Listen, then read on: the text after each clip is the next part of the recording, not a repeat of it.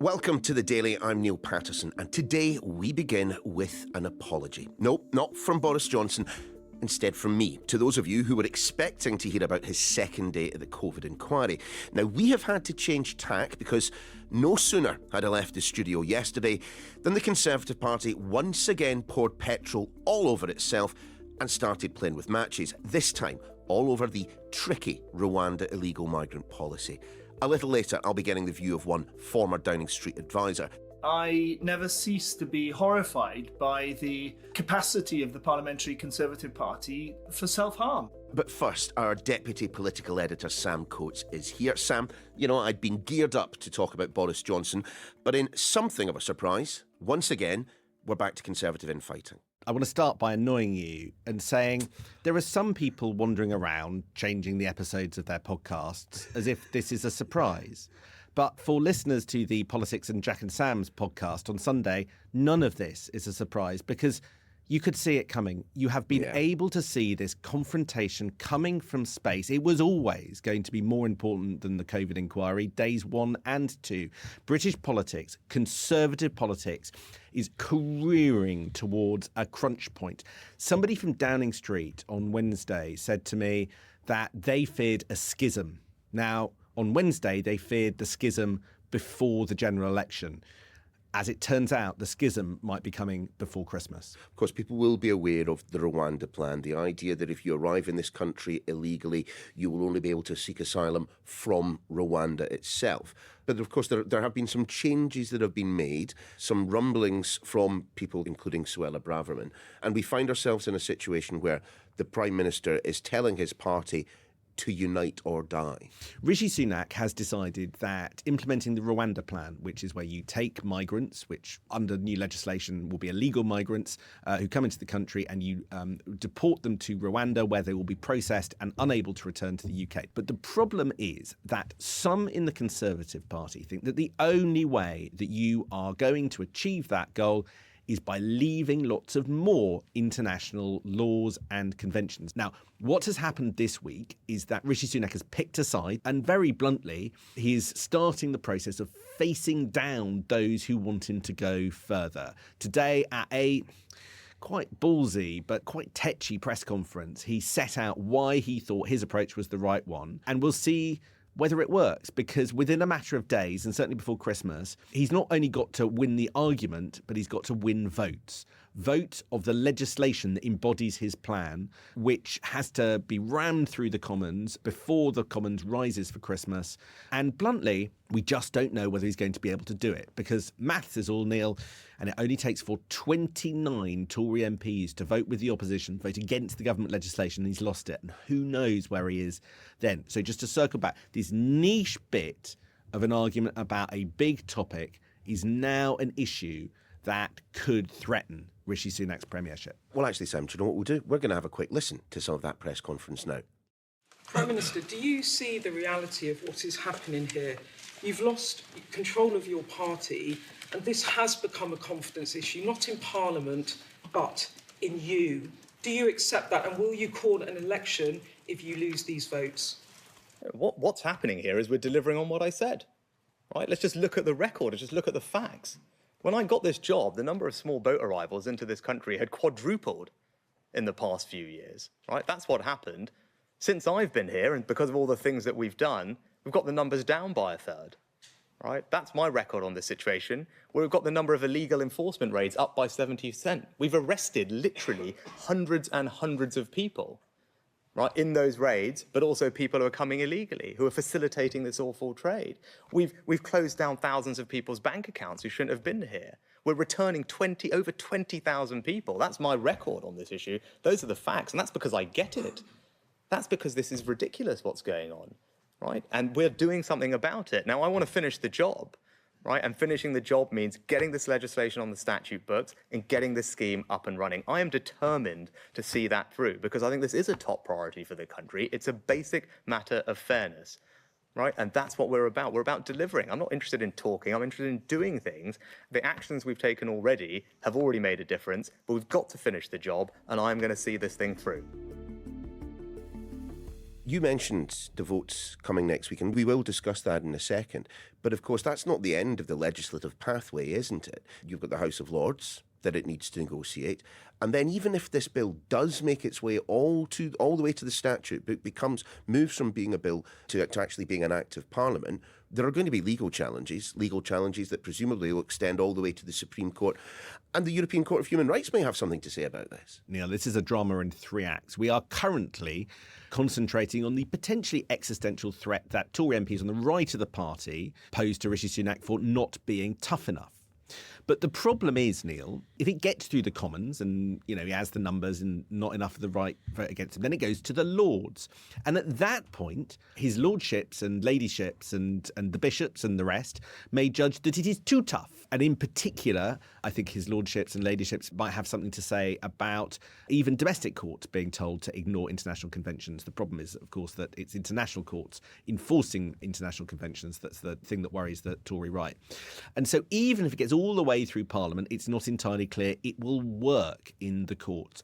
So for all those reasons, the hope in government that under the best case scenario, this legislation could be passed in February and flights might take off in April, well, I can't find anybody who really, really thinks that timescale is going to work. So why is he doing it? Partly as a consequence of his own decisions. He has elevated migration to one of his biggest priorities. Stop the boats is one of his promises.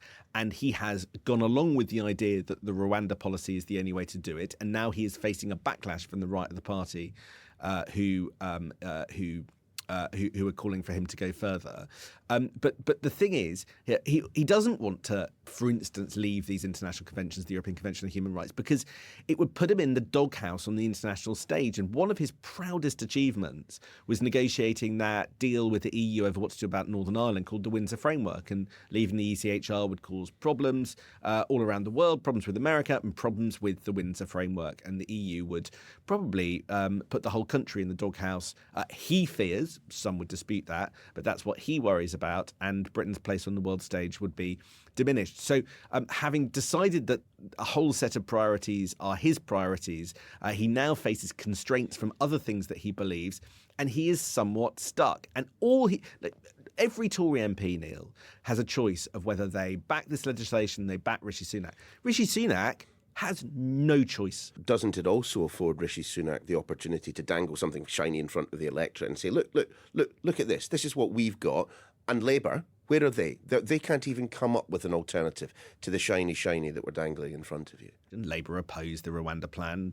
Tories desperately trying to get it through. Is some hope in the Tory party a good dividing line? But if it just all looks like such a mess, then it's not clear that it's a net positive. And I did actually think it was slightly bizarre to have the Prime Minister standing up at the podium going, the real problem here is we don't know what Labour's going to do with the Rwanda plan. Spoiler alert, I do. They're going to vote this legislation down. It was all sort of a weird piece of political theatre. And yes, there are electoral attractions to making this an argument that you fight on. But my goodness, the route that they're doing it by is bizarre. Thank you, Sam. Let's pause there. In a moment, we'll discuss the options available to Rishi Sunak with one former Downing Street advisor. Back soon. All political parties struggle to maintain unity. Think of the Labour Party when last in government in that period known as the TBGBs. The SNP, well, it now has its own internal struggles. Even the Lib Dems once shoved Charles Kennedy unceremoniously towards the exit. But the Conservatives, well, with 5 Prime Ministers since 2010, 3 of them in a single calendar year, let's not forget, they certainly have form. Guto Harri is a former BBC journalist turned Downing Street Director of Communications under Boris Johnson. He also worked with him when he was Mayor of London. And now Guto is a communications professional. And yet he has found time to talk to us on the Sky News Daily, for which we are very, very grateful. Guto, look, I'm just looking at the situation as regards the Rwanda policy. It is a mess, isn't it? Can we at least agree on that? It's horrendous. And I never cease to be horrified by the capacity of the Parliamentary Conservative Party for self-harm. It seems to have an insatiable appetite for self-harm at the moment. And Rishi Sunak, whether you like him or not, is doing his best to sort out a very difficult policy that the courts have been tricky with.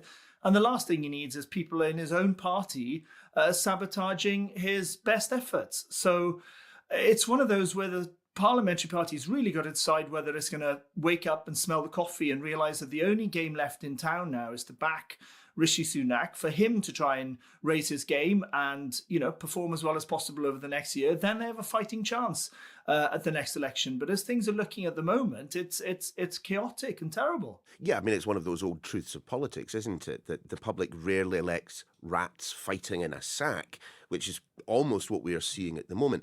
But hasn't there been a failure internally within Downing Street not to recognise some of the concerns? We had Robert Jenrick, then the immigration minister, touring the studios the other day, espousing the merits of the policy that yesterday he resigned over. I mean, wasn't he sent to the Home Office to keep eyes on Suella Braverman in the first place? It's a mystery to me. He's a decent guy. He's beavered away very hard in the Home Office. He's done a lot of sort of unsung work, clearing the backlogs, getting systems working better. I've got a lot of time for him. So I'm disappointed to see him go. I'm surprised to see him go. And the tragedy at the moment is that a lot of Conservatives seem to be thinking that the next election is lost already and there's no point fighting it. So what they're doing is positioning for the leadership fight beyond that election. They've got to just realise that that prize is not worth having, because if they go into an election like this, the losses will be so heavy that what will be left as a little rump of a once great party will hardly be worth being leader of, not to mention part of in Parliament. Did this really need to be the hill on which Rishi Sunak risked the possibility of dying? We are talking about a policy which will reduce net immigration numbers by 100 at best. I think there was a moment when James Cleverly, who's an extremely able politician and a signed-up member of the human race, when he moved to the Home Office, there were just hints that this was not the be-all and end-all of immigration policy, that other things were more important, that this might be put back in a box where there was a sense of perspective.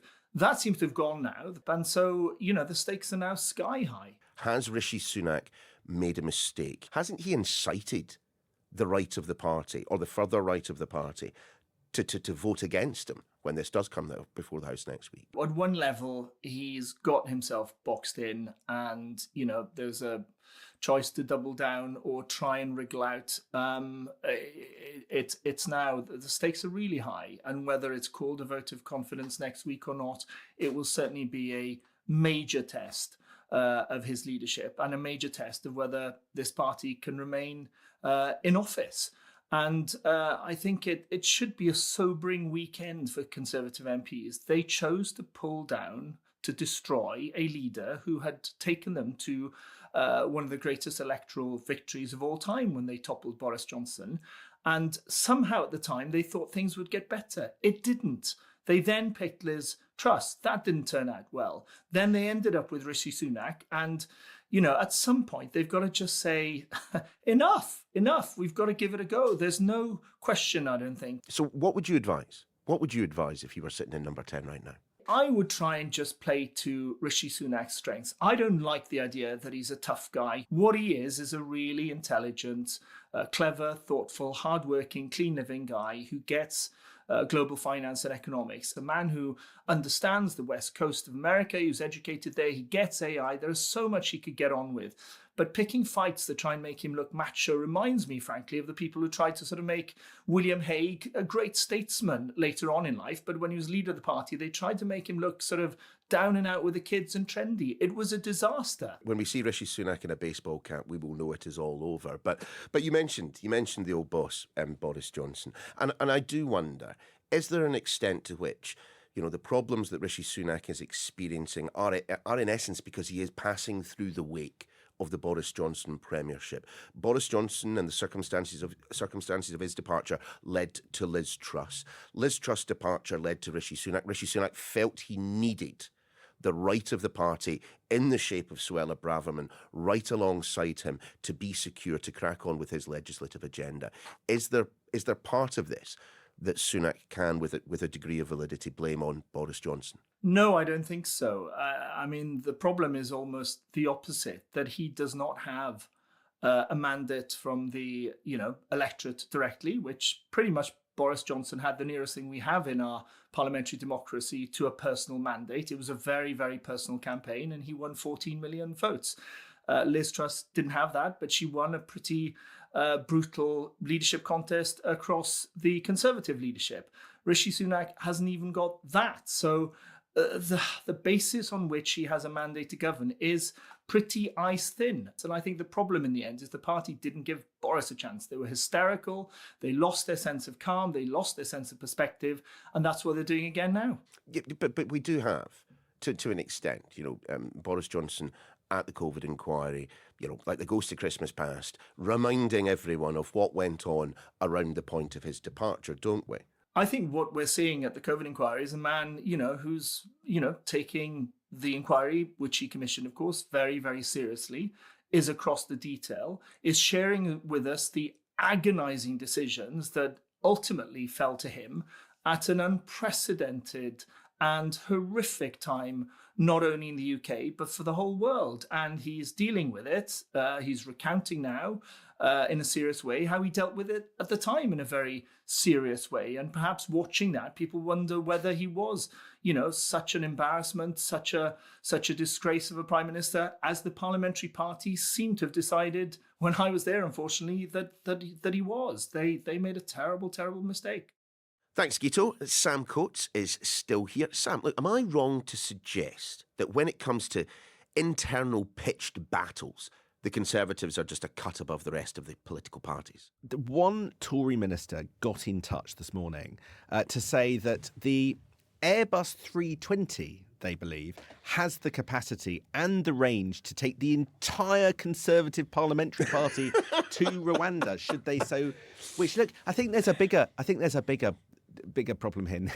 I think they're having sort of, how can we put it, marital difficulties with each other. This is a party that is thoroughly sick of itself. Another Tory MP who wanted to be named, so well done Tobias Ellwood, got in touch to say that at this rate, after the election, the only plane that would be needed to take the Tory parliamentary party would be a Cessna. And then many more people got in touch from the Tory party, to say, as the Tory MPs go up the gangplank to the plane, not too worried about their human rights. This is blue on blue. Yeah. This is the Tory party, absolutely sick of itself, sick of each other, sick of the chaos. And, all of this in the context, by the way, Neil, that they've just messed up the run up to Christmas, because we're going to be doing psychodrama all the way to December the 19th. Thanks, guys. Because that's the timetable for the votes on this that Rishi Sunak might or might not get, he's going to do, and he might or might not get through. And if he doesn't, who knows where his premiership is left? But it's exhausting. It is exhausting. But Sam, they do still have a country to run whilst all of this is going on. Which one's that? Yeah, exactly. Cast your eyes, if you can, beyond the publication date for your own podcast, and instead into the vote next week and what might come after that point. I mean, what are we expecting when this finally does get voted on in the Commons? It will be very close.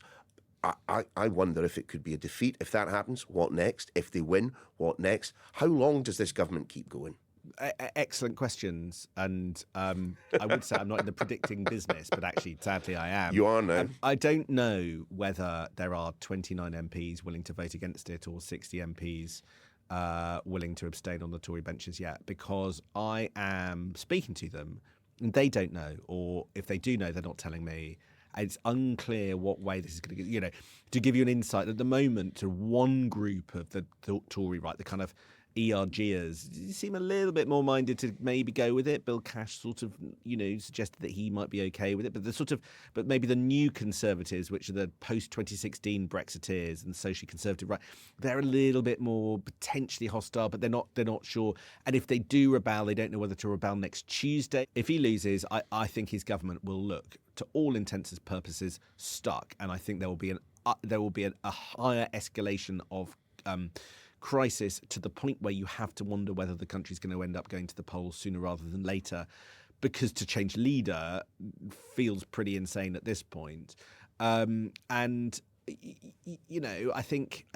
think all options at this point are tricky. Like, again, I was talking to somebody close to the top of government this week, and they were saying that there is a group of them who just think it's time to go with dignity on your own terms. That there is a danger that, you know, stuff is done to the Prime Minister by his party, and it all collapses into a sort of orgy of weakness, and nothing is on his own terms, and it's a humiliating exit. Why not better to go cleanly, go early to the country, except that there's a certain level of defeat. But, you know, Rishi Sunak's only, 44? He's going to want a transition to another life that isn't totally humiliating as an exit.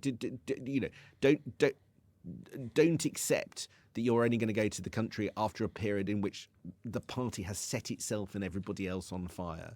And so to that end, I don't know what's going to happen next, but I do know that analytically the chances of a general election being sooner than they were 2 weeks ago is just the case. My thanks to Sam and, of course, to Guto. We'll see you again soon. Hello, I'm Jack Blanchard. And I'm Sam Coates. And we're inviting you to our homes every Sunday to give you the lowdown on what to expect in the political week ahead. From Politico and Sky News, this is Politics at Jack and Sam's. Available every Sunday evening, wherever you get your podcasts.